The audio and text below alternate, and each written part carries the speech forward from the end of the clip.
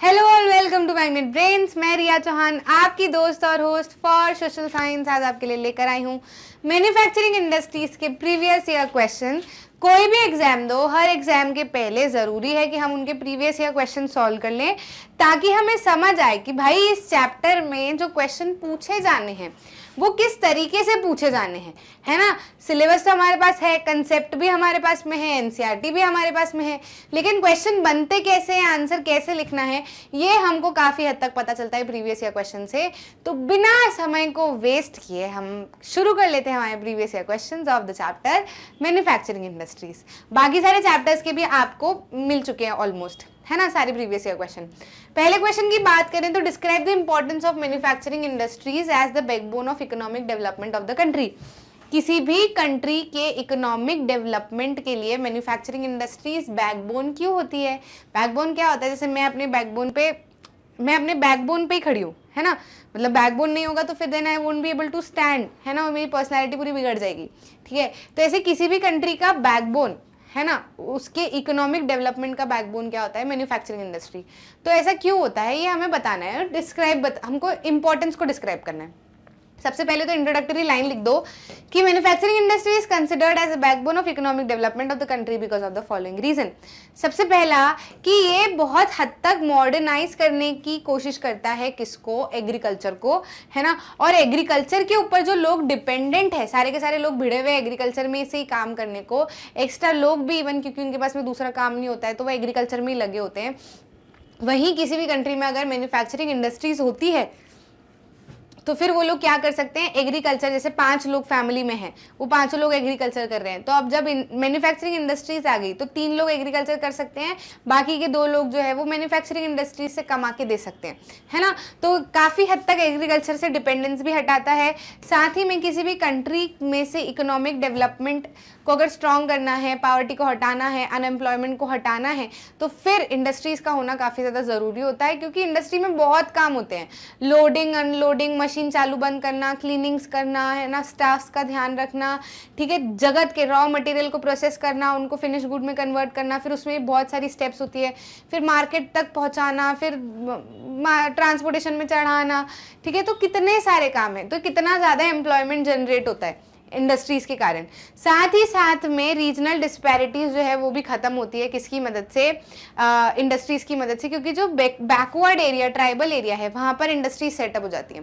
तो जब tribal areas में, बैकवर्ड एरियाज में इंडस्ट्री सेटअप होती है तो वहाँ के लोगों को भी नया काम मिलता है, प्लस वो एरिया भी धीरे धीरे करके डेवलप होने लगता है, बहुत सारी सुविधाएं वहाँ पे बढ़ने लगती है, तो जो रीजनल डिस्पैरिटीज होती है वो भी खत्म हो जाती है। तो ये हमारे 3 पॉइंट्स जो हैं आर सफिशिएंट फॉर, मतलब कुल मिला के आपको क्या करना है, इसके अंदर मैन्युफैक्चरिंग इंडस्ट्रीज का इंपॉर्टेंस बताना है। ठीक है, अब वो घुमा के उन्होंने बैकबोन ऑफ इकोनॉमिक डेवलपमेंट और ये सब दे दिया भले, लेकिन हमको क्या करना है, मैन्युफैक्चरिंग इंडस्ट्रीज किसी भी नेशन के लिए क्यों ज़रूरी होती है ये हमको बताना है। तो और भी रेलेवेंट पॉइंट आपको लग रहे हैं तो आप बता सकते हो। Why are sugar industries shifted to southern and western state, specially in Maharashtra. Sugar industries western और सदर्न स्टेट में क्यों शिफ्ट होते जा रही है, स्पेशली महाराष्ट्र में क्यों शिफ्ट होते जा रही है। इसका सबसे पहला रीज़न है क्योंकि इन रीजन में जो कॉपरेटिव्स है ये काफ़ी ज़्यादा सक्सेसफुल है, और ऐसा देखा जाने लगा है कि शुगर इंडस्ट्रीज कॉपरेटिव्स काफ़ी अच्छे से संभाल पाते हैं।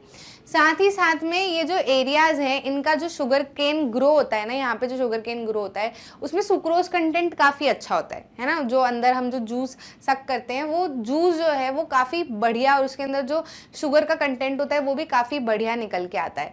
तो जाहिर सी बात है वहीं पर इंडस्ट्रीज शिफ्ट करो तो ज़्यादा अच्छा है।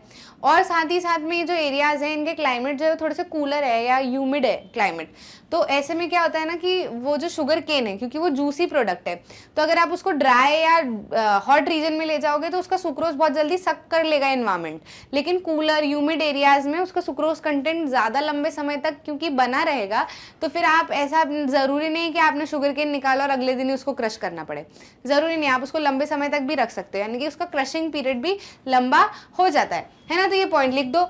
The cane produced here has a higher sucrose content. The cooler climate also ensures longer crushing season, and the cooperatives are successful in these states. ठीक है, नेक्स्ट क्वेश्चन पे आ जाते हैं। What are agglomeration economies in the industrial context. Industrial context में agglomeration economies क्या होती हैं, तो बहुत सारी इंडस्ट्रीज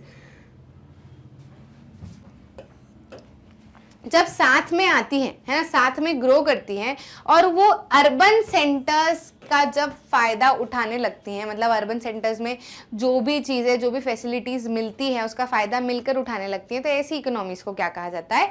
एग्लोमरेशन इकोनॉमीज़ कहा जाता है। ठीक है, what is manufacturing? Very easy question. ऐसा सिस्टम या फिर ऐसी प्रोसेस जिसमें हम रॉ मटेरियल को फिनिश गुड में कन्वर्ट करते हैं, वही क्या कहलाती है? Manufacturing. Production of goods in large quantities after processing from raw material to more valuable product. हाँ, ये जरूर है कि फिनिश गुड की बजाय हम ये जो शब्द हैं मोर वैल्यूएबल प्रोडक्ट, इनको हमें यूज करना चाहिए फॉर आवर आंसर। इससे हमको क्या पता चल रहा है कि हम रॉ मटेरियल को प्रोसेस करके और वैल्यूएबल प्रोडक्ट में उसको कन्वर्ट करें। जैसे आयरन ओर है, वो रॉ मटेरियल है, अब उसका वो ओर है तो उसका कोई काम नहीं, लेकिन हम उसको और वैल्यूएबल प्रोडक्ट बना रहे हैं। क्या? Iron, steel. ठीक है, तो ये प्रोडक्ट्स क्या है और वैल्यूएबल है और जगत की चीजों में यूज हो सकते हैं। क्लियर? यही क्या कहलाती है? मैन्युफैक्चरिंग। पेपर इज, जैसे एग्जाम्पल के तौर पे लिख दिया, पेपर जो है वो वुड से मैन्युफैक्चर होता है, शुगर केन से मैन्युफैक्चर होती है, आयरन और स्टील जो है वो आयरन ओर से बनता है, बॉक्साइट से एल्यूमिनियम बनता है। तो ये चीज़ आप इसमें बता सकते हो। Why are iron and steel industries called as heavy and basic industries? Iron और स्टील इंडस्ट्रीज को हेवी और बेसिक इंडस्ट्रीज क्यों बोला जाता है? तो नाम में ही इसका आंसर है। हेवी और बेसिक इंडस्ट्री का मतलब क्या होता है? हेवी मतलब भारी, है ना, और बेसिक मतलब ऐसी इंडस्ट्री जिसमें कोई सा ऐसा सामान बने जो कि बेसिक है, जो काफ़ी, उससे फिर बहुत सारे सामान बनाए जा सकते हो। ठीक है, तो हेवी के लिए आप आंसर लिख सकते हो कि क्योंकि इसका रॉ मटेरियल और इवन फिनिश गुड भी काफ़ी हैवी होता है ना। आयरन और steel raw material raw material भी बहुत हैवी है, फिर जो आप बना रहे हो उससे सामान वो भी बहुत हैवी है, इसलिए इसको क्या कहा जाता है? Heavy industry. बेसिक इसलिए कहा जाता है क्योंकि आयरन और स्टील इंडस्ट्रीज कुछ ऐसे प्रोडक्ट, आयरन और स्टील जो है वो कुछ ऐसे प्रोडक्ट हैं कि इनसे हजारों इनफाइनाइट चीज़ें आप बना सकते हो। ठीक है, बहुत चीज़ें आप बना सकते हो। मतलब आयरन और स्टील को एक बेस ले लो, एक इनिशियल रॉ मटेरियल, मतलब एक इनिशियल मटेरियल की तरह भी आप ले सकते हो और फिर इससे कई सारी चीज़ें आप बना सकते हो। तो इसलिए इसको बेसिक इंडस्ट्रीज भी कहा जाता है। मतलब ये काफ़ी दूसरी इंडस्ट्रीज भी इनके ऊपर डिपेंडेंट होती है for their product. Clear? So these industries are called heavy because all the raw material as well as finished good are heavy and bulky, entailing to heavy transportation cost, and basic because iron and steel are needed to manufacture a variety of engineering goods, construction material, defense, medical, telephonic, scientific equipment and a variety of consumer goods.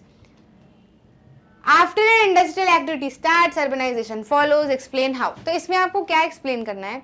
Question तो क्या कह रहा है? Question कह रहा है कि जब एक इंडस्ट्रियल एक्टिविटी शुरू होती है तो अर्बनाइजेशन अपने आप से होने लगता है। तो बताओ कैसे, ऐसा कैसे पॉसिबल है?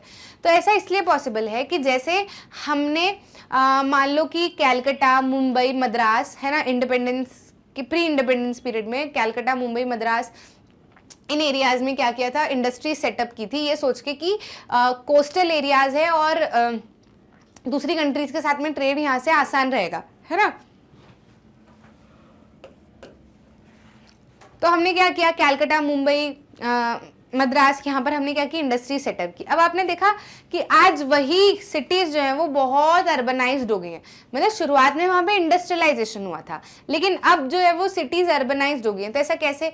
ऐसा इसलिए क्योंकि जब भी किसी एरिया में इंडस्ट्री सेटअप होती है तो वहाँ पे बहुत सारी चीज़ों की ज़रूरत पड़ती है। ट्रांसपोर्टेशन, आना जाना जो है वो बढ़ जाता है, आसपास लोग भी रहने लगते हैं ताकि वहाँ पे इंडस्ट्री में अच्छे से काम कर सकें, ज़्यादा दूर ना पड़े उनको, है ना। आसपास मार्केट भी सेटअप होने लगता है ताकि इंडस्ट्री से बना हुआ सामान आसानी से मार्केट में सेल आउट हो सके या फिर उसी मार्केट से और ज़्यादा ट्रांसपोर्ट होकर बाहर भी भेजा जा सके। तो इसे फिर धीरे धीरे बैंकिंग, फाइनेंस वगैरह की भी चीज़ें वहाँ पे सेटअप होने लगती है ताकि पैसे निकालना, एटीएम वगैरह का भी काम जो है वो आसान हो जाए फॉर इंडस्ट्रियलिस्ट, उनको ज़्यादा दूर ना जाना पड़े।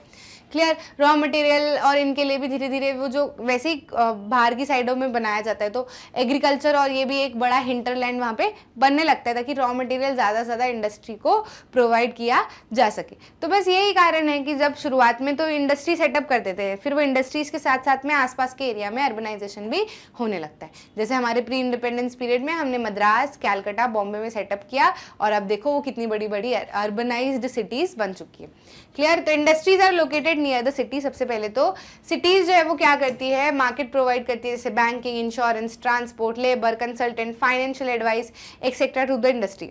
साथ ही में प्री इंडिपेंडेंस पीरियड के समय में बहुत सारी मैन्युफैक्चरिंग इंडस्ट्रीज जो है वो लोकेट होने लगी थी as a point of view कि ओवरसी ट्रेड अच्छा होगा, जैसे कैलकाटा, मुंबई, मद्रास एक्सेट्रा। तो इनके इमर्जेंस के कारण there emerged a certain packet or pocket of industrially developed urban centres surrounded by huge agricultural hinterland. जो अभी मैं आपको हिंदी में समझा वो यहाँ पे इंग्लिश में लिखा हुआ है। Clear? Explain the factors which are responsible for location of industries. ऐसे क्या फैक्टर्स हैं जो कि रिस्पॉन्सिबल होते हैं किसी भी इंडस्ट्री को लोकेट करने के लिए। तो किसी भी इंडस्ट्री को लोकेट करने के लिए हमने कुछ फैक्टर्स पढ़े हैं, जैसे कि रॉ मटेरियल की अवेलेबिलिटी, साथ ही साथ में चीप लेबर मिलना, पावर सप्लाई आसानी से मिल जाना, है ना, अनइंटरप्टेड पावर सप्लाई, मार्केट की अवेलेबिलिटी होना। अब देखो, अगर मेंशन फैक्टर्स करने को आए तो सिर्फ जो रेड रेड में लिखा है ना, ये फैक्टर्स मेंशन कर देना। लेकिन यहाँ पर क्या बोला है आपको, इन फैक्टर्स को एक्सप्लेन करना है, एक्सप्लेन द फैक्टर्स। तो क्वेश्चन को ढंग से पढ़ना बहुत जरूरी। क्लियर? हमको एक्सप्लेन द फैक्टर करने को बोला है, तो हमने फैक्टर्स के नाम लिखे पहले, फिर उनको एक्सप्लेन किया है ना। तो रॉ मटेरियल का आप एक्सप्लेनेशन दे सकते हो कि जब इंडस्ट्रीज लोकेट होती है तो उनको वहीं पे लोकेट होती है जहाँ पर इजीली और सस्ते दाम पे रॉ मटेरियल आसानी से मिल जाए, है ना, और चीप लेबर की अवेलेबिलिटी भी चाहिए होती है। तो इंडस्ट्री जनरली वहीं पे लोकेट होती है जहाँ पर हाईली पॉपुलेटेड रीजन है, ताकि लोग जो है वो वहाँ पर आए और आसानी से काम कर सके। पावर सप्लाई में तो अब क्या ही एक्सप्लेन करोगे, है ना, वो तो सच यही होता है। और मार्केट के लिए कि गुड्स, इंडस्ट्रीज के गुड्स वगैरह सेल करने के लिए और ट्रांसपोर्ट करने के लिए, कम्युनिकेशन फैसिलिटीज के लिए जरूरी होता है कि मार्केट की अवेलेबिलिटी हो for the location of industry. Clear? Classify industries on the basis of source of raw material, how are they different from each other.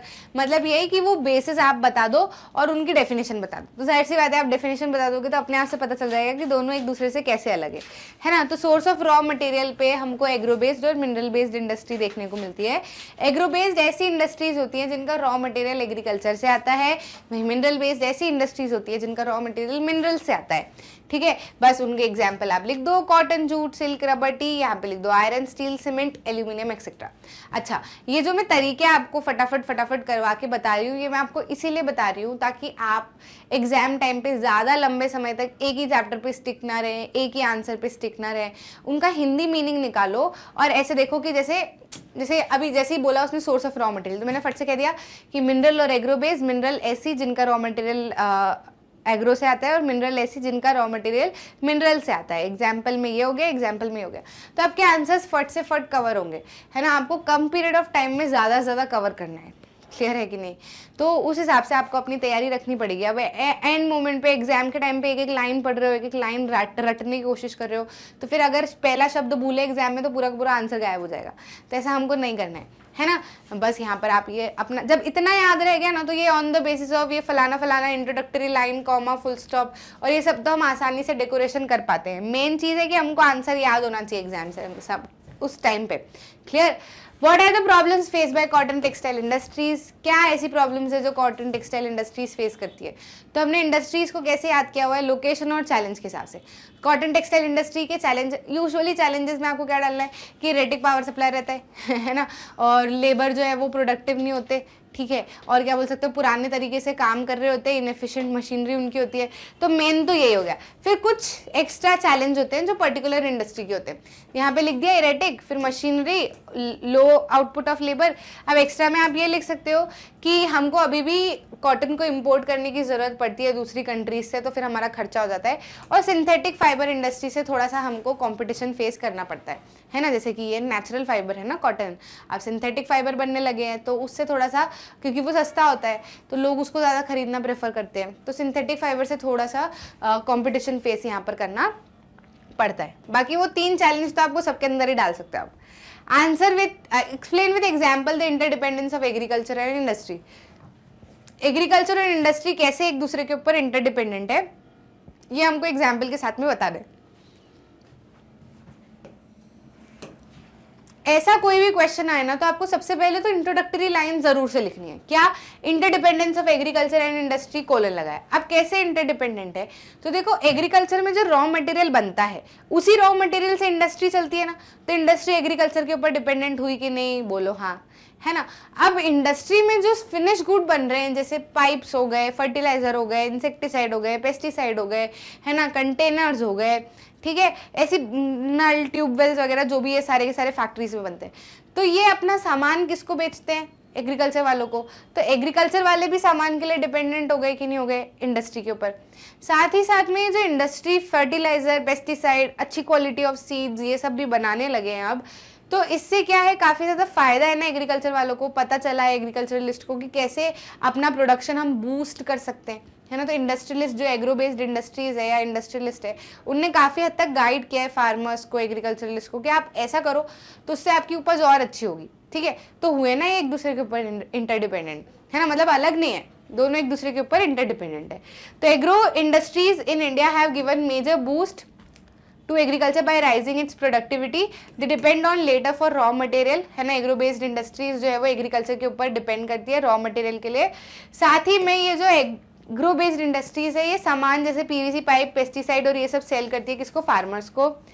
जो डेवलपमेंट है और मैन्युफैक्चरिंग इंडस्ट्रीज की कॉम्पिटिटिवनेस है, इसने एग्रीकल्चरलिस्ट को असिस्ट किया है कि कैसे वो अपना प्रोडक्शन बढ़ा सकते हैं। साथ ही साथ में ये भी बताया है कि कौन कौन सी नई नई प्रोसेसेस हैं जिससे काम और एफिशिएंट तरीके से चल सकता है। क्लियर है। तो इस तरीके से क्या है, हमारी जो इंडस्ट्री है और एग्रीकल्चर है वो एक दूसरे के ऊपर इंटरडिपेंडेंट है, मतलब एक दूसरे के ऊपर आधारित है। Why we are not able to perform well in iron and steel industry, हम क्यों नहीं हमारी आयरन और स्टील इंडस्ट्री में हमारे पोटेंशियल के हिसाब से परफॉर्म नहीं कर पा रहे हैं, तो हमको रीज़न बताने। तो रीज़न हमारे यही है, वही पुराने रीजंस हैं कि भाई हमको किसकी ज़रूरत पड़ती है, फुल रेगुलर सप्लाई की ज़रूरत पड़ती है एनर्जी की, जो कि मिलता नहीं है ना। जो अपना कोकिंग कोल है ना, जैसे स्टील बनाना है तो स्टील के लिए क्या क्या चाहिए होता है, आयरन ओर चाहिए होता है, कोकिंग कोल चाहिए होता है और लाइमस्टोन चाहिए होता है। तो ये जो कोकिंग कोल है ना, इसकी अवेलेबिलिटी बहुत कम है, मतलब बहुत कम मिलता है, और क्योंकि कम मिलता है इसलिए महंगा भी मिलता है ना। साथ ही में इंफ्रास्ट्रक्चर पुअर है, लेबर का काम जो है वो धीरे धामे चलता है, प्रोडक्टिविटी कम आती है। तो कुछ 2-4 तो चैलेंजेस आप ऐसे ही डाल सकते हो सब इंडस्ट्री में, है ना। लेबर प्रोडक्टिविटी या फिर low output of labour, erratic supply of power, है ना, एनर्जी, और पुअर इंफ्रास्ट्रक्चर या फिर पुअर मशीनरी या ओल्ड एंड इनएफिशिएंट मशीनरी, और कुछ एक्स्ट्रा जो है वो अपना सबका होता है। जैसे कि अभी हमने कॉटन में पढ़ा था, तो कॉटन में क्या था कि सिंथेटिक फाइबर से स्टिफ कंपटीशन फेस करना पड़ता है और इंपोर्ट करना पड़ता है कॉटन बाहर से। तो यहाँ पे इसका एक्स्ट्रा क्या है कि कोकिंग कोल जो है वो थोड़ा सा महंगा है और लिमिटेड है ना। तो वो फिर एक एक पर्टिकुलर सब इंडस्ट्री का होता है। बाकी नहीं याद आ रहा है तो ये बेसिक तो आप डाल ही सकते हो, छोड़ना तो मत ही, है ना। अब यहाँ पे एग्रो बेस्ड और मिनरल बेस्ड इंडस्ट्री के लिए क्या दे दिया, डिफरेंस पूछने को दे दिया। तो हमने अभी वही जो डेफिनेशन लिखी थी वो दोनों में लिख दो और उनके एग्जाम्पल लिख दो। ये ज़रूरी नहीं है आपको लिखना, पर अगर 3 मार्क्स में आ जाता है तो ऐसा ना लगे कि यार तीसरा पॉइंट क्या बनाए, है ना। तो यहाँ पे आप लिख सकते हो कि सोर्स ऑफ एम्प्लॉयमेंट जो है वो रूरल एरियाज़ का होता है, वहीं यहाँ पर जो है आप अर्बन एरियाज और रूरल एरियाज दोनों के लोग आप देखोगे एम्प्लॉयमेंट में, बस, है ना। तो ये हमारी एग्रो बेस्ड और मिनरल बेस्ड इंडस्ट्रीज हो गई। Mention factors responsible for location of jute mills in Hooghly basin. अच्छा, एक सिंपल सा लॉजिक बताती हूँ कि किसी भी रीजन में अगर कोई भी इंडस्ट्री सेटअप हो रही है तो जाहिर सी बात है वहाँ से फ़ायदा मिल रहा है तभी सेटअप हो रही है। अब हुगली बेसिन पे जूट मिल्स क्यों सेटअप हो रही होगी, क्योंकि फ़ायदा मिल रहा होगा। अब फ़ायदा क्या मिल सकता है जूट इंडस्ट्रीज़ को कि वो वहाँ सेटअप हो, तो जूट इंडस्ट्रीज़ को बहुत पानी चाहिए होता है ना। तो हुगली बेसिन के इधर है, मतलब पानी होगा वहाँ पे, जाहिर सी बात है। तो आसानी से हमको क्या मिल जा रहा है, सस्ते दाम पे पानी मिल जा रहा है। फिर हुगली बेसिन के आसपास ऐसे ही कोई सा अर्बन सेंटर देख लो, कोलकाता, है ना, वहाँ से बैंकिंग, मार्केट और इनका सबका काम हो जाता है, ठीक है। तो आप कुछ आंसर्स तो अपने लॉजिक के हिसाब से ही दे सकते हो, मतलब अगर आपने नहीं भी पढ़ा है तो भी लॉजिक के हिसाब से आपको आंसर बन जाएंगे। क्या लिखना है, proximity to jute producing areas, वहाँ के आसपास का जो एरिया है, बंगाल वाला जो एरिया है वहाँ पर काफ़ी ज़्यादा जूट प्रोड्यूस होता है, तो हमने देखा है इंडस्ट्रीज वहीं पर सेटअप होती है जहाँ रॉ मटेरियल आसानी से मिल जाए। साथ ही में वाटर ट्रांसपोर्ट जो है वो इनएक्सपेंसिव है, गुड नेटवर्क है रेलवेज रोडवेज का, है ना, पानी जो है वो बहुत अबंडेंस में मिल जाता है, लेबर्स आसानी से मिल जाते हैं आसपास के एरिया से काम करने वाले, है ना, जूट को एक्सपोर्ट करने की फैसिलिटीज़ भी है, बैंकिंग इंश्योरेंस और दूसरी कमर्शियल फैसिलिटीज़ जो है वो भी यहाँ पे आसानी से मिल जाती है from the urban centre Kolkata. Clear है? तो ये हो गए। अब इसमें हमसे पूछा हुआ है how can the industrial pollution of fresh water be reduced. Fresh water का इंडस्ट्रियल पोल्यूशन कैसे रिड्यूस किया जा सकता है, कैसे कम किया जा सकता है? तो देखो सिंपल सा तरीका है कि आप वो जो गरम गरम पानी इंडस्ट्री वाले है ना एकदम नदियों में बहा देते हैं, वो नहीं बहाना है, उसको ट्रीट करके बहाना है ना। फिर ऐसा है कि आप जो आपके एफ्लुएंस है उनको थोड़ा प्रोसेस करके पानी में बहाओ, सीधे मत बहा दो, है ना, क्योंकि उसके अंदर केमिकल्स वगैरह होते हैं, एक्वेटिक लाइफ को और इवन हमें भी काफ़ी थ्रेट होता है क्योंकि उसी से ग्राउंड वाटर जो है वो रिप्लेनिश होता है। अब इसमें क्या देख सकते हैं, हमको यही वाले पॉइंट लिखने हैं। सबसे पहला minimising use water for processing by reusing and recycling, है ना। 2-3 स्टेजेस पे क्या करो, पानी को रीयूज करो, रिसाइकल करो। साथ ही में रेन वाटर को हार्वेस्ट करो ताकि पानी की जो भी रिक्वायरमेंट है वो भी बढ़िया हो जाए। और क्या कर सकते हैं, हॉट वाटर को ट्रीट करके फिर उसको पानी में बहाओ, पहले से मत बहाओ। और इंडस्ट्रियल इफ्लुएंट्स को 3 फेजेस में क्या कर सकते हैं, हम ट्रीट कर सकते हैं। सबसे पहला प्राइमरी ट्रीटमेंट जो कि किसकी मदद से, मैकेनिकल मशीन वगैरह की मदद से कुछ हो सकता है। सेकेंडरी ट्रीटमेंट जो भी बायोलॉजिकल प्रोसेसेस लगा सकते हैं। और टर्शरी ट्रीटमेंट क्या है, ये सारी की सारी प्रोसेसेस फिर से लगा दो जब आपने इफ्लुएंट को इतनी प्रोसेस में, इतनी स्टेजेस में ट्रीट कर लिया है, फिर उसको क्या करो, पानी में छोड़ो। क्लियर है? समझ में आया कि नहीं? तो ये कुछ सजेशंस हैं, है ना। अब छोटा नागपुर एरिया में जो है हमारी क्यों आयरन और स्टील इंडस्ट्री ज्यादा सेटअप है, ये हमको बताना है। छोटा नागपुर एरिया में ही आयरन एंड स्टील इंडस्ट्रीज काफी ज्यादा सेटअप है, ऐसा क्यों है ये हमें बताना है। तो देखो जाहिर सी बात है, किसी भी फैक्ट्री या किसी भी इंडस्ट्री की लोकेशन जो है वो डिपेंड करती है ऑन कि वहां पर जो सारे रिसोर्सेज है वो अच्छे से अवेलेबल हो पा रहे हैं क्या। तो जाहिर सी बात है यहाँ पे हो पा रहे होंगे तभी यहाँ पर ज्यादा सेटअप है ना। तो यहाँ पर आप क्या लिख सकते हो कि जो आयरन और माइंस है ना, आयरन और माइंस है यहाँ पे, तो वहां पर जो आयरन की कीमत है वो क्या है, वो काफ़ी कम है ना, आसानी से कम कीमत में आयरन मिल जाता है। साथ ही में जो रॉ मटेरियल है, अच्छी क्वालिटी का रॉ मटेरियल भी आसानी से मिल जाता है और चीप लेबर भी आसानी से मिल जाते हैं, है ना। जो ट्रांसपोर्टेशन नेटवर्क है चाहिए होता है, मार्केट से लाना ले जाना, सब कुछ शिफ्टिंग वगैरह करना, ये सब भी क्या हो जाता है, आसानी से हो जाता है क्योंकि काफ़ी अच्छा ट्रांसपोर्टेशन नेटवर्क है। फिर इंटरनेशनल पोर्ट फैसिलिटीज़ जो है वो भी यहाँ पर अवेलेबल है। तो क्योंकि हम एक्सपोर्ट भी करते हैं, कुछ चीज़ें इंपोर्ट भी करते हैं, तो वो भी यहाँ से नियरेस्ट पड़ती है, तो चीज़ें आसान हो जाती है। इसलिए छोटा नागपुर एरिया में क्या है, हमारी आयरन और स्टील इंडस्ट्रीज काफ़ी ज़्यादा सेटअप है। अब यहाँ पर पूछा गया है कि agriculture and industry are not exclusive of each other, explain the statement. तो ये क्वेश्चन कौन सा है, अभी जो हमने करा था ना कि agriculture and industries are interdependent on each other, है ना, ये वाला, ये वही चीज़ है कि यहाँ पर ये बोल रहे हैं कि एग्रीकल्चर और इंडस्ट्री एक दूसरे के ऊपर डिपेंडेंट है। और ये वाला जो क्वेश्चन है इसमें ये कह रहे हैं कि एग्रीकल्चर और इंडस्ट्री एक दूसरे से अलग नहीं है। तो अलग नहीं होने का मतलब डिपेंडेंट ही होता है ना। तो वही आपने जो चीज़ें वो वाले क्वेश्चन में समझाई, वही चीज़ें आपको यहाँ पर समझा देनी है। देखा आपने, एक ही तरीके का क्वेश्चन कैसे घुमा के बोल दिया जाता है, शब्द बदल जाते हैं, हमको लगता है पता नहीं क्या रॉकेट साइंस पूछ लिया, ऐसा नहीं होता है, सिमिलर चीज़ें होती है। और इवन मैं आपको इसीलिए हर क्वेश्चन को हिंदी में कन्वर्ट करने को इसलिए बोलती हूँ क्योंकि देखो अभी जैसे दोनों क्वेश्चन को हिंदी में कन्वर्ट किया तो झट से मिल गया ना कि अरे एक ही तो बात है। हिंदी मीनिंग हर चीज़ का एक ही होता है ना। इंग्लिश में उसको अलग अलग लैंग्वेज में बदल बदल के कुछ तो भी बोलते रहते हैं। तो जब आप हिंदी में क्वेश्चन को कन्वर्ट करोगे तो आपको आसानी से पता चल जाएगा कि आंसर क्या लिखना है। क्लियर है? तो हमारा आंसर वही आएगा जो हमने वहाँ पर लिखा था। तो ये खत्म होते हैं हमारे मैन्युफैक्चरिंग इंडस्ट्रीज के मोस्ट इंपॉर्टेंट नहीं, प्रीवियस ईयर क्वेश्चन है ना, मोस्ट इंपॉर्टेंट तो हम कर चुके हैं। क्लियर है कि नहीं, है ना। वेबसाइट पे अवेलेबल है, यूट्यूब पे अवेलेबल है, मैग्नेट ब्रेन्स के ऐप पे भी अवेलेबल है। आप हर जगह से वीडियोस एकदम फ्री ऑफ कॉस्ट एक्सेस कर सकते हो, बिल्कुल। किंडरगार्टन से लेकर 12th तक, NTSC olympiad, subject wise, topic wise, one shot, सारे वीडियोस आपके लिए एकदम फ्री ऑफ कॉस्ट आपके अपने चैनल मैग्नेट ब्रेन्स पे हमेशा अवेलेबल है। तो अच्छे से अगर लगा है आपको वीडियो बढ़िया लगा है तो उसको लाइक करना, शेयर करना, ताकि ज़्यादा से ज़्यादा लोग देख सकें, है ना, फ्री एजुकेशन का फ़ायदा उठा सकें।